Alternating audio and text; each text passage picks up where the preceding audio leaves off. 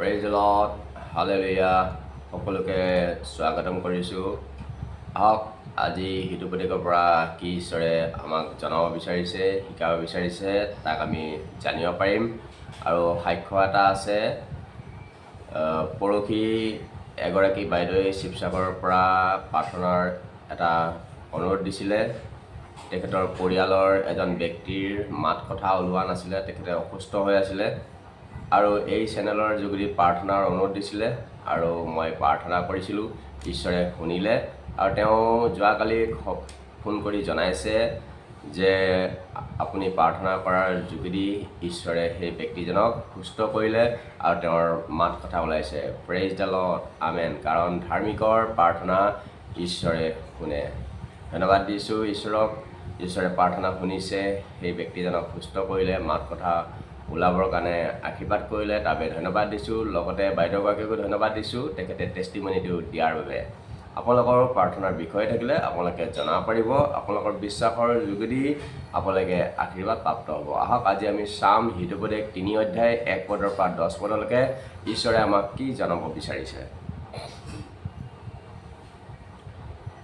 পবিত্ৰ বাইবেল শাস্ত্ৰত আপোনালোকে মোৰ লগত চাব পাৰিব। হিতুপদেশ 3 অধ্যায় 1 পদৰ পৰা 10 পদলৈ মই পঢ়ি দিছোঁ। হে মোৰ বোপা, তুমি মোৰ ব্যৱস্থা নাপাহৰিবা, কিন্তু তোমাৰ অন্তৰকৰণে মোৰ আজ্ঞাবোৰ পালন কৰক। ইয়াতে ঈশ্বৰে আমাক বহুত মৰমেৰে কৈছে, হে মোৰ বোপা, হে মোৰ আইজনী। কি বুলি কৈছে?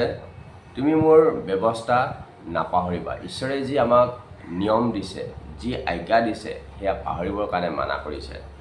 আৰু অন্তৰকৰণে সৈতে হৃদয়ৰে সৈতে সেই আজ্ঞাবোৰ আমাক পালন কৰিবৰ কাৰণে ঈশ্বৰে জনাইছে। কিয়নো তুমি সেইবোৰৰ দ্বাৰাই তোমাৰ আয়ুসৰ দীৰ্ঘতা আৰু জীৱনৰ বছৰবোৰ শান্তি লাভ কৰিবা। আৰু ঈশ্বৰৰ বাক্যটো যদি আমি পালন কৰোঁ, তাৰ দ্বাৰাই আমাৰ আয়ুস বৃদ্ধি হ'ব। আজি মানুহৰ আয়ুসটো কিহৰ কাৰণে নাই? সোনকালে কিহৰ কাৰণে তেওঁলোকে মৰি যায়? কম বয়সত মৃত্যু হয়। কিহৰ কাৰণে? ঈশ্বৰৰ আজ্ঞা নাজানে, ঈশ্বৰৰ ল নাজানে, ঈশ্বৰৰ মতে চলিব নিবিচাৰে, ঈশ্বৰৰ পথত নচলে, কুপথত চলে। তাৰ বাবে তেওঁলোকৰ আয়ুসটো কমি গৈছে আৰু কম বয়সত মৃত্যুৰ বৰণ হৈছে।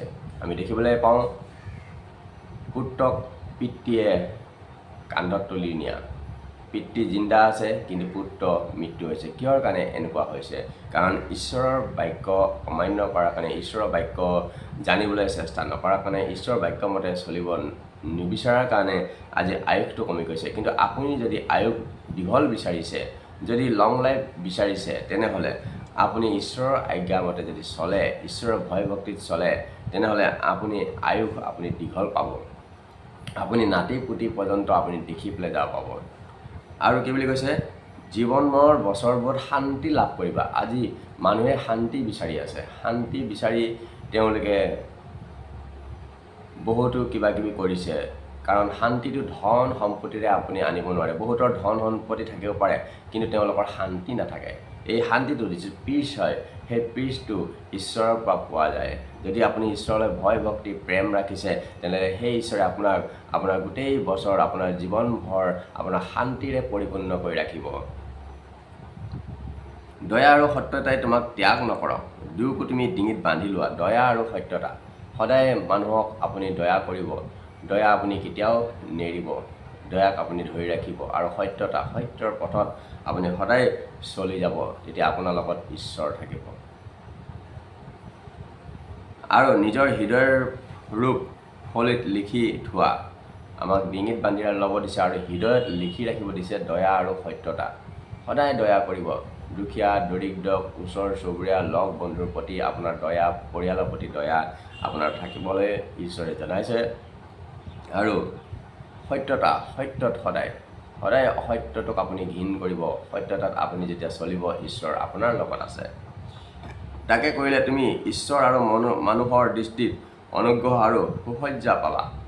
আৰু তাকে যদি আপুনি কৰে, তেনেহ'লে ঈশ্বৰৰ দৃষ্টিটো আপুনি সন্তোষজনক আৰু মানুহৰ দৃষ্টিটো আপুনি সন্তোষজনক হ'ব পাৰিব।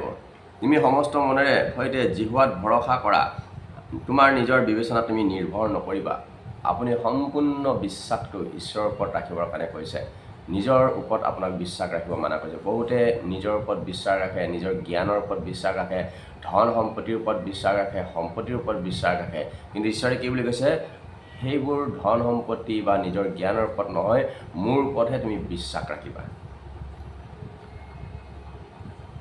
তোমাৰ সকলো কাৰ্যত তেওঁক স্বীকাৰ কৰা, তাতে তেওঁ তোমাৰ পথবোৰ সমান কৰিব। আপোনাৰ যি কাৰ্য হয় সকলো কাৰ্যত তেওঁক আপুনি স্বীকাৰ কৰিবৰ কাৰণে দিছে। আপোনাৰ কাম, যিকোনো কামেই হওক, যিকোনো কথাই হওক, ঈশ্বৰৰ হাতত সমৰ্পণ কৰিব দিছে। তেওঁৱে আপোনাৰ সেই কাম সিদ্ধ কৰিব। নিজকে নিজে জ্ঞানী বুলি নামানিবা, জিহুৱালৈ ভয় ৰাখা আৰু বেয়াৰ পৰা আঁতৰবা। নিজকে নিজে জ্ঞানী বুলি মানিব মানা কৰিছে। বহুতে নিজকে বহুত জ্ঞানী বুলি ভাবে, কিন্তু নিজক জ্ঞানী বুলি মানিব মানা কৰিছে। ঈশ্বৰলৈ ভয় ৰাখিব দিছে আৰু ঈশ্বৰৰ পথত চলিব দিছে। সেয়ে তোমাৰ শৰীৰৰ স্বাস্থ্য আৰু তোমাৰ হাড়বোৰৰ মগজ স্বৰূপ হ'ব। যেতিয়া আপুনি ঈশ্বৰলৈ ভয় ভক্তি কৰি চলিব, তেতিয়াই আপোনাৰ শৰীৰৰ স্বাস্থ্য স্বৰূপ হ'ব। আপোনাৰ শৰীৰটো ঠিক থাকিব, আপোনাৰ শৰীৰটোত বেমাৰ আজাৰ ঈশ্বৰে নিদিব।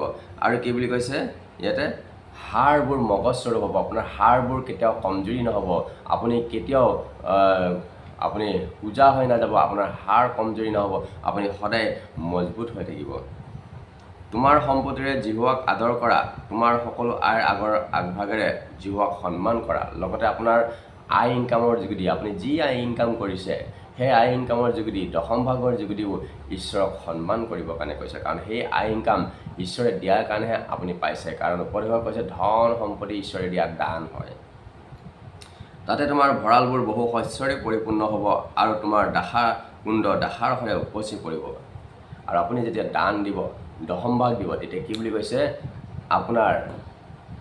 আপোনাৰ ভঁৰালবোৰ উপচি পৰিব বুলি কৈছে। আপোনাৰ বেংক বেলেঞ্চ কেতিয়াও খালী নহ'ব, আপোনাৰ খেতি পথাৰ কেতিয়াও নষ্ট নহ'ব, আপোনাৰ উভৈনদী কৰি আপোনাৰ সম্পত্তি বাঢ়িব বুলি ঈশ্বৰে জনাইছে।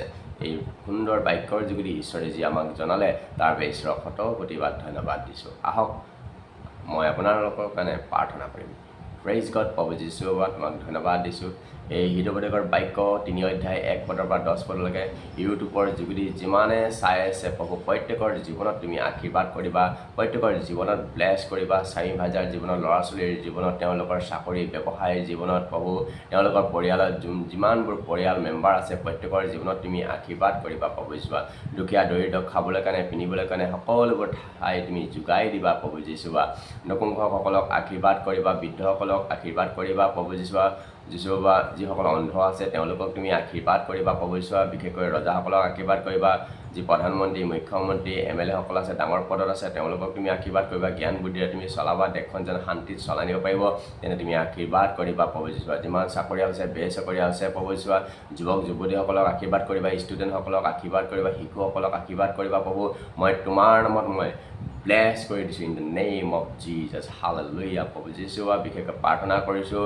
প্ৰভু তুমি দয়া কৰা। প্ৰভু যীশু, আজি অসমত প্ৰভু যি বৰষুণৰ কাৰণে প্ৰভু আজি মানুহৰ হাৰাশাস্তি হৈ আছে, প্ৰভু যীশু, তেওঁলোকৰ ওপৰত তুমি দয়া কৰা। প্ৰভু আজি যি আপাৰ ছাইডৰ প্ৰভু ল' ছাইডৰ প্ৰভু বিভিন্ন জেগাত, ভাৰতৰ চুকে কোণে বিভিন্ন জেগাত বৰষুণৰ যোগেদি প্ৰভু মানুহৰ হাৰাশাস্তি হৈছে, ঘৰ দুৱাৰ ভাঙি গৈছে, মৃত্যু বৰণ কৰিছে। প্ৰভু যীশু, তেওঁলোকৰ ওপৰত তুমি দয়া কৰা। প্ৰভু যীশু, এই বৰষুণটো তুমি কমাই দিয়া। প্ৰভু যীশু, আৰু প্ৰভু পানীটো নোহোৱা কৰি দিয়া। প্ৰভু যীশু, তেওঁলোকৰ ওপৰত তুমি দয়া আশীৰ্বাদ কৰা। প্ৰভু যীশু, মই তেওঁলোকক তোমাৰ নামত মই ব্লেছ কৰি দিছোঁ in the name of Jesus, hallelujah. প্ৰভু, তোমাক ধন্যবাদ দিছোঁ, তুমি প্ৰাৰ্থনা শুনিলা, তাৰ বাবে ধন্যবাদ। প্ৰাৰ্থনা যীশুৰ নামত কৰিছোঁ, amen. Praise Lord, praise Lord, praise Lord. ধন্যবাদ দিছোঁ।